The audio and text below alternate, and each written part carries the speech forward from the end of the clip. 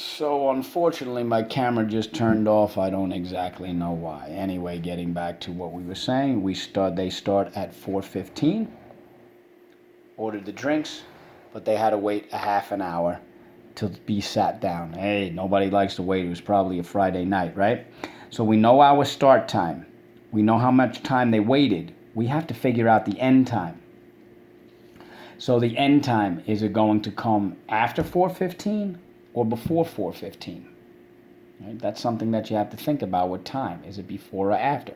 Okay, so again, we start out at 4:15. We have to wait 30 minutes. So it's got to be after 4:15.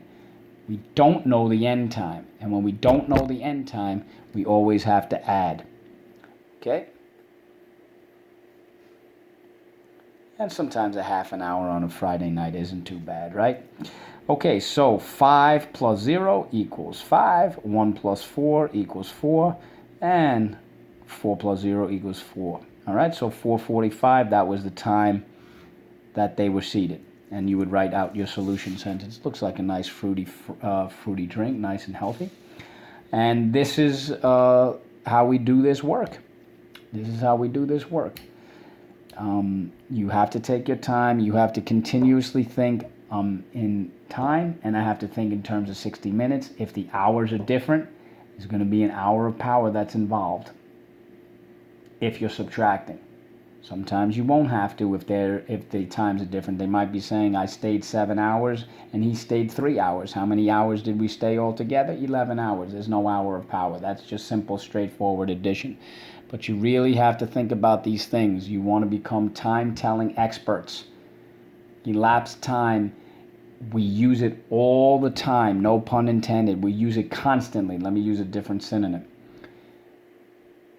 But when it comes to expressing our problem-solving skills, we get nervous. And there's no reason to be nervous because we know more than we realize. The only thing is changing your mindset.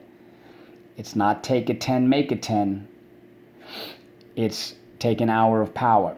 There are 10s where you're going to take a 10 and make a 10, but that's always in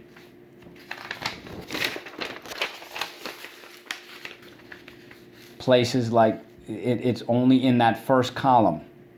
All right? In other words, you could take a 10 from here, make a 10 over here. But once you get past the colon, that's the hour column. You take 60 minutes. And you have to keep that in mind.